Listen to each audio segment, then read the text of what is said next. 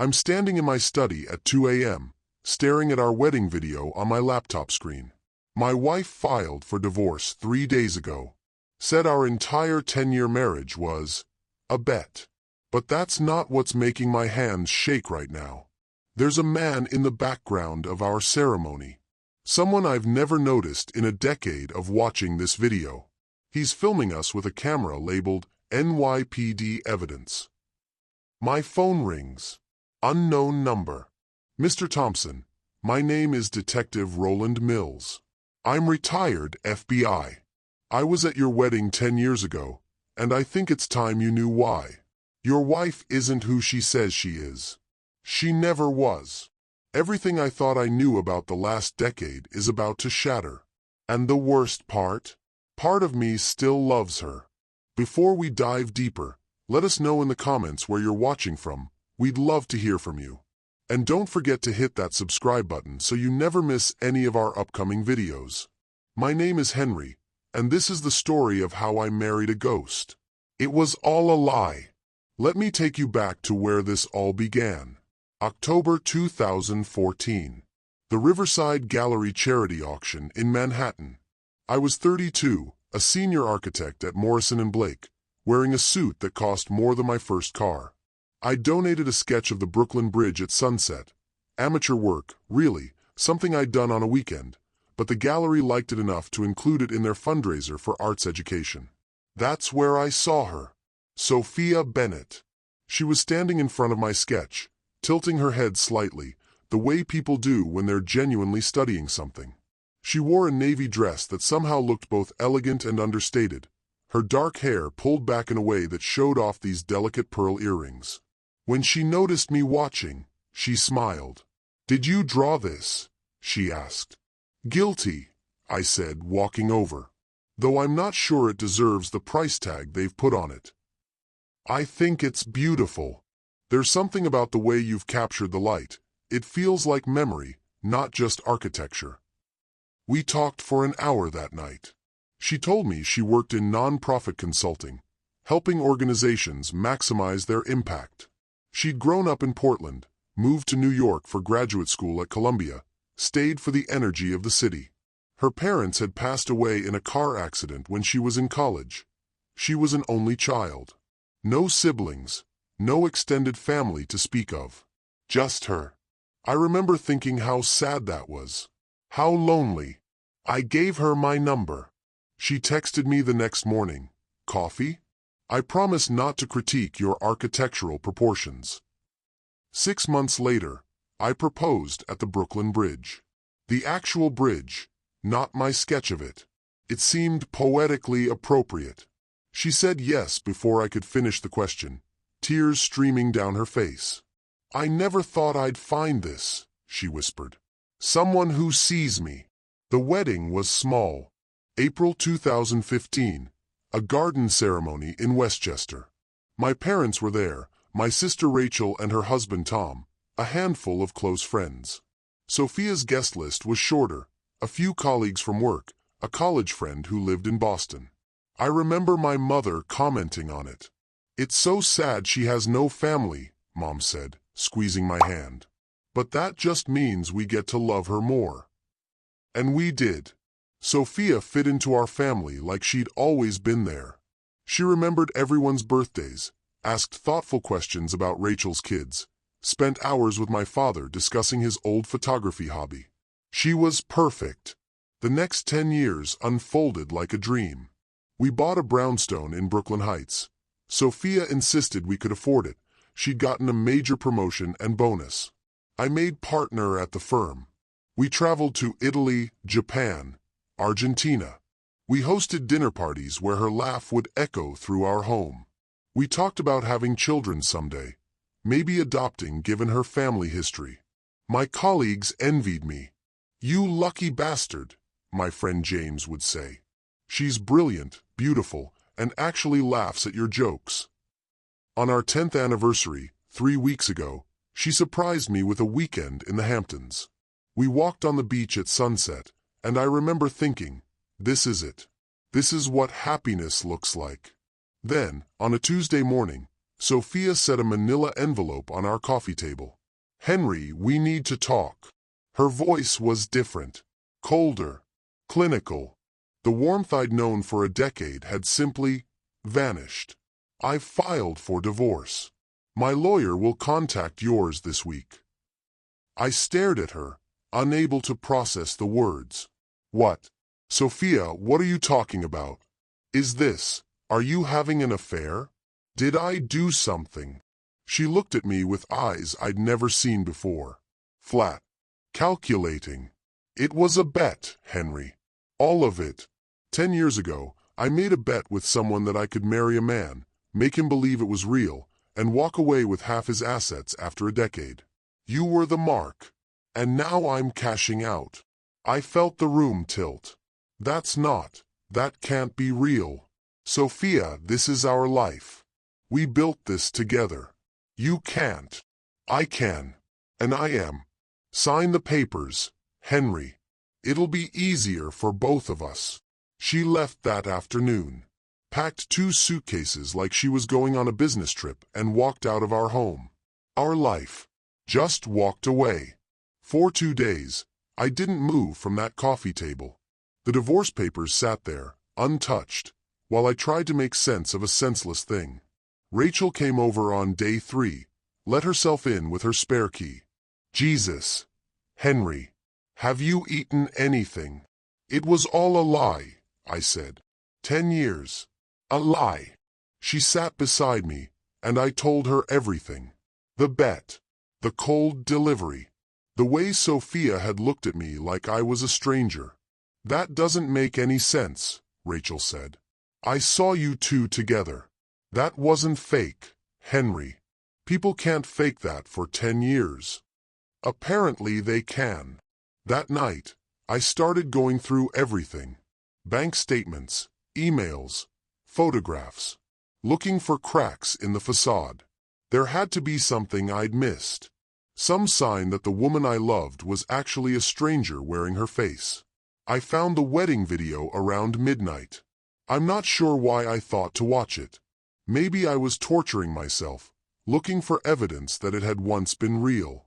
I must have watched that video 50 times over the years, every anniversary, usually, with a bottle of wine and Sophia laughing beside me at how young we looked.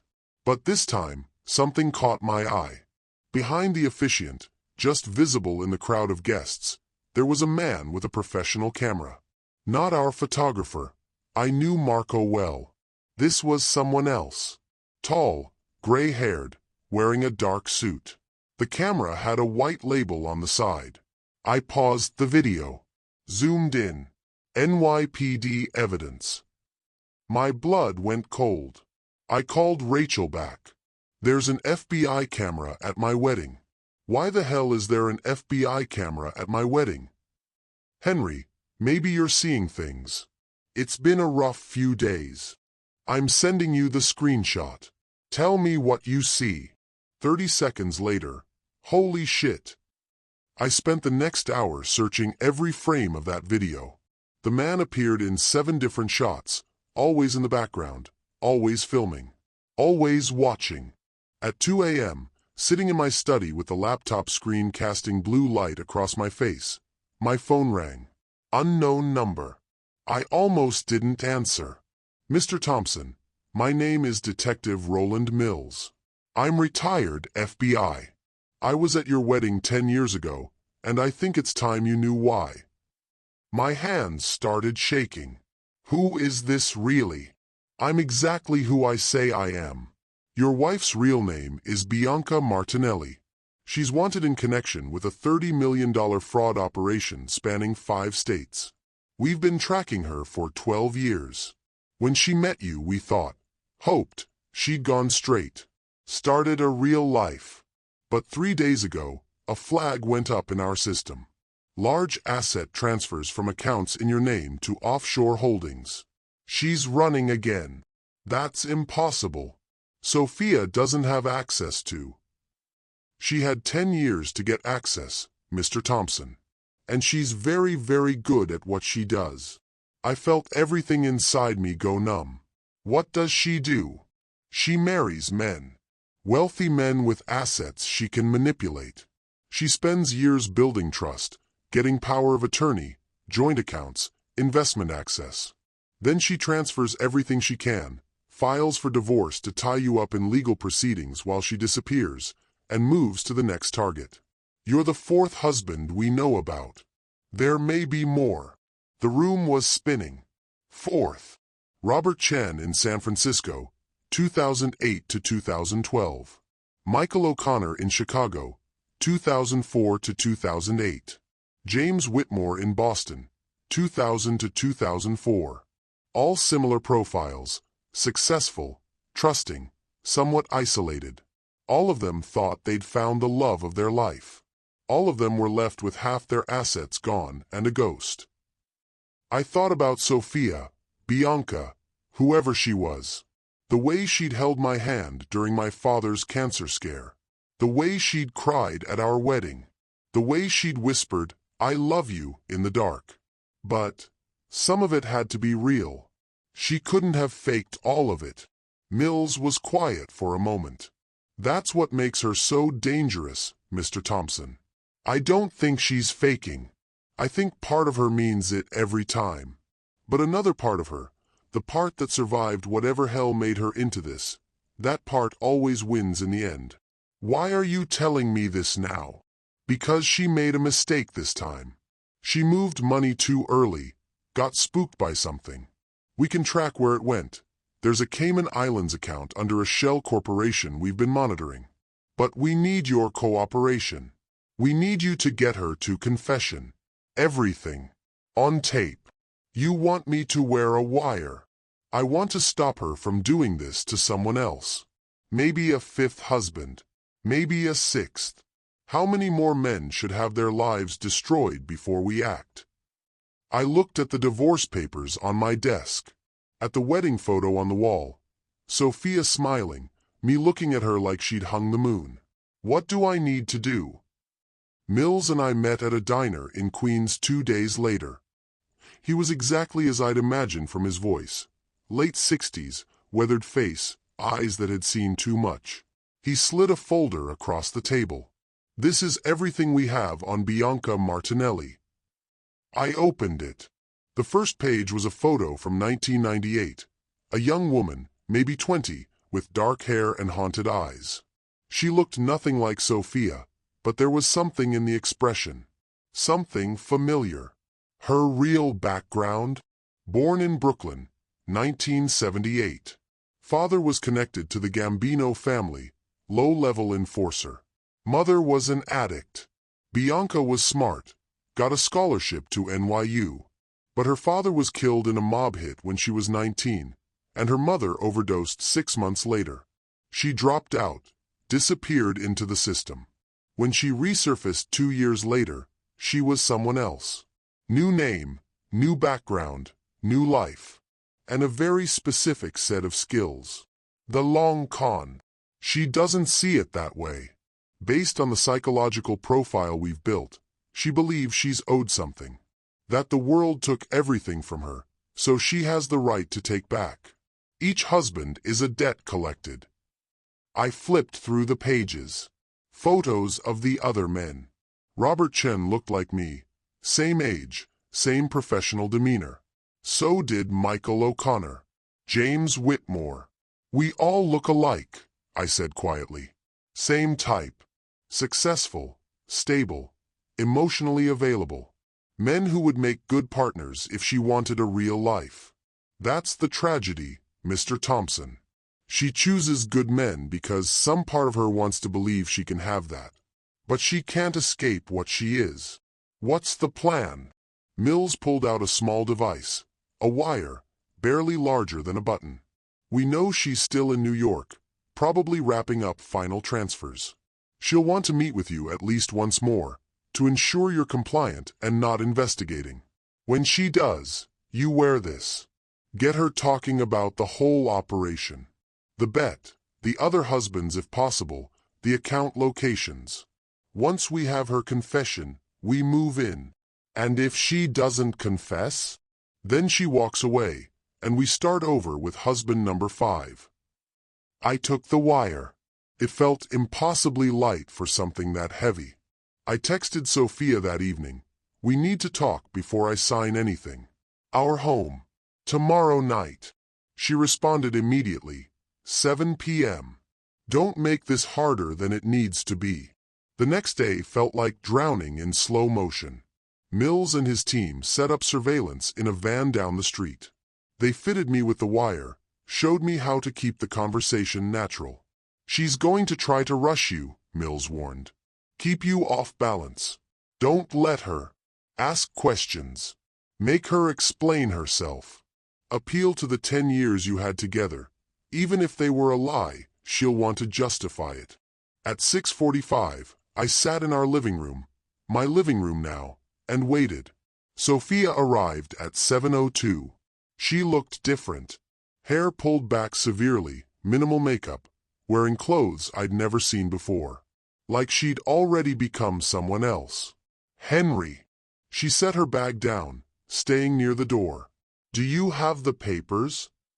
Sit down, Sophia. Please. I'd rather not. 10 years. You owe me 10 minutes. Something flickered in her eyes. Annoyance, maybe, or calculation. But she sat. I need to understand, I said. Was any of it real? Does it matter? Yes. It matters to me.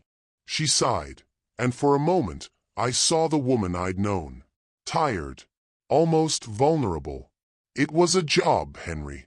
That's all it was. I saw you at that gallery. I researched you. I knew you'd be perfect. Successful architect. Family money. Emotionally open. You were exactly what I needed. The bet. Who was it with? She hesitated. There was no bet. I said that to make it cleaner. Less personal. If it's just a game, just money, then you don't have to feel bad about it, right? I feel bad about it, Sophia. I feel like my entire adult life was a lie. It was a lie, but it was a comfortable lie. You were happy, weren't you? For 10 years you were happy. That's more than most people get. Because I thought it was real. Real is overrated. Her voice was cold again.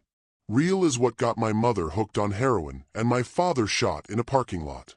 Real is being alone at 19 with nothing.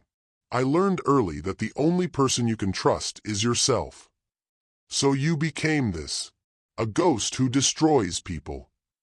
I don't destroy them. I redistribute wealth. Those men were all rich before me. They're still comfortable after. They lose some money, some pride. They survive. What about Robert Chen? Michael O'Connor? James Whitmore? Her expression changed. Froze. How do you know those names? Because I'm not an idiot, Sophia. Or Bianca. Whatever your real name is. I know about the Cayman accounts. The shell corporations. The $30 million you've stolen across 4 marriages. I know everything. She stood abruptly. This conversation is over. The FBI knows too. She went completely still. They were at our wedding. They've been watching you for 12 years. And right now, they're listening to every word you're saying. I pulled my shirt collar aside, showing her the wire. Her face went through a series of transformations. Shock, rage, fear, and finally, something that looked almost like relief. You really did love me, didn't you? She said quietly. Does that matter? I don't know. She sank back into the chair. Maybe it should. The front door burst open. Mills and 3 agents, guns drawn, moving with practiced precision. Bianca Martinelli, you're under arrest for wire fraud, identity theft, and money laundering. She didn't resist. Just stood there, hands extended for the cuffs, looking at me with those same haunted eyes from the 1998 photo.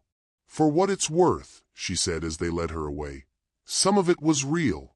Not enough. But some.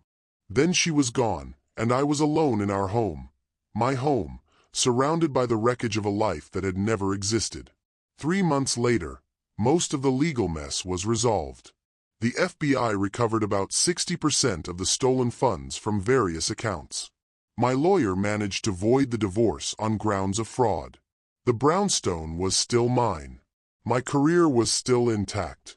But I couldn't live in that house anymore. Every room was haunted by memories of someone who'd never really existed. I was packing up my study when I found it, a small safe behind a bookshelf, one I'd never known was there. No combination lock, just a key slot. I searched through Sophia's, Bianca's, old jewelry box and found a small brass key I'd never understood the purpose of. It fit. Inside was a single envelope with my name on it, and a ring. A simple silver band, old and worn. I opened the letter. Henry, if you're reading this, then I've already left, and you've probably discovered who I really am. I don't know why I'm writing this. Maybe because some part of me needs you to know the truth. The real truth, not the version I tell myself to sleep at night.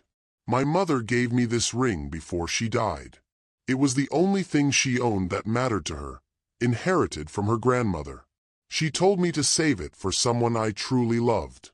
I've carried it through 4 marriages now, and I never gave it to any of them. I couldn't. But I almost gave it to you. You asked me once if any of it was real. Here's the truth. All of it was real. Every laugh, every conversation, every time I held your hand in the dark. I meant all of it. And that's exactly why I had to leave. The woman who loves you, who really, genuinely loves you, is someone I can't afford to be. She's vulnerable. She trusts. She believes in permanence. And in my experience, permanence is just another word for waiting to be destroyed. So I chose the version of me who survives. The one who takes before she can be taken from. The one who leaves before she can be left. It wasn't about the money, Henry.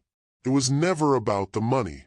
It was about proving that I could leave first, for once. That I could be the one who chose. But choosing to leave you was the hardest thing I've ever done. And I'm almost certain, it was the wrong choice. I'm sorry. For all of it. You deserved better than a ghost. B. I held that letter for a long time, sitting on the floor of my empty study.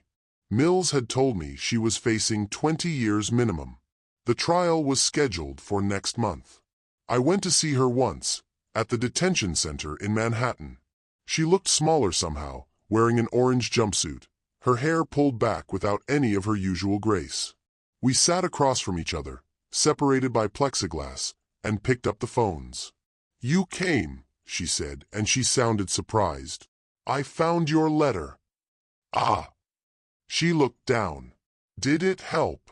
I don't know. Maybe. It explained things, at least. I meant what I wrote. All of it. I know. That's what makes it so tragic. We sat in silence for a moment. I loved you, I said finally.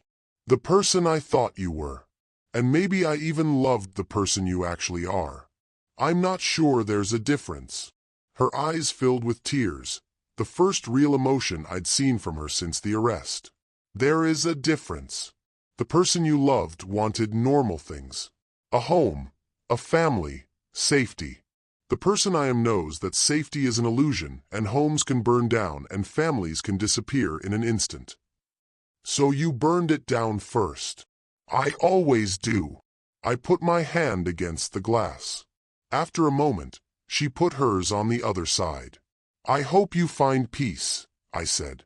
Whatever that looks like for you. I hope you find someone real, she said. Someone who can be the person you deserved. I never went back after that.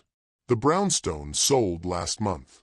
I'm in a new place now, smaller, with no ghosts in the walls. Rachel comes by weekly with her kids, and I'm teaching them to draw the Brooklyn Bridge. My nephew asked me why I always draw the same bridge. Because some things are worth revisiting, I told him. Even if they look different every time. I still think about her sometimes. About Bianca, not Sophia, because Sophia was the character, and Bianca was the person underneath. I think about what she could have been if the world had been kinder. If her father hadn't died, if her mother hadn't given up, if that scared 19-year-old girl had found a different path forward. But mostly, I think about what Mills said that first night. That part of her means it every time.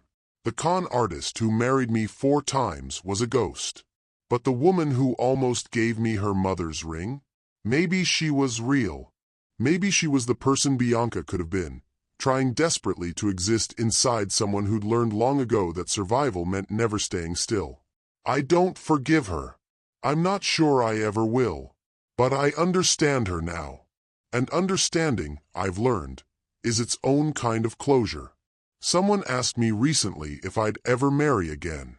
I said maybe. Someday. When I've learned to trust the difference between a person and a performance. Until then, I'm learning to be alone without being lonely. To build a life that belongs only to me. To recognize that the decade I lost wasn't entirely wasted. It taught me what love looks like, even when it's built on sand. And sometimes, late at night, I take out that silver ring and wonder where she is. If she's sleeping soundly or lying awake with regrets. If prison is teaching her stillness or just sharpening her edges for the next con. I wonder if she kept the sketch I drew of the Brooklyn Bridge, the one from that first night. If she looks at it sometimes and remembers the man she almost let herself love. I hope she does. Not because I want her to suffer, but because I want her to remember that for a moment, for 10 years of moments, she chose connection over survival. She chose to be seen. And maybe, in some parallel universe where trauma doesn't win, she made a different choice at the end. She stayed. She gave me the ring. She became the person she wrote about in that letter. But that's not this universe. In this universe, I married a ghost, loved her with everything I had, and watched her disappear. And now I'm left with the strangest feeling. Gratitude. Because she taught me that even counterfeit love can feel real when both people are trying. That beneath every con artist is a person who once believed in something before the world taught them not to.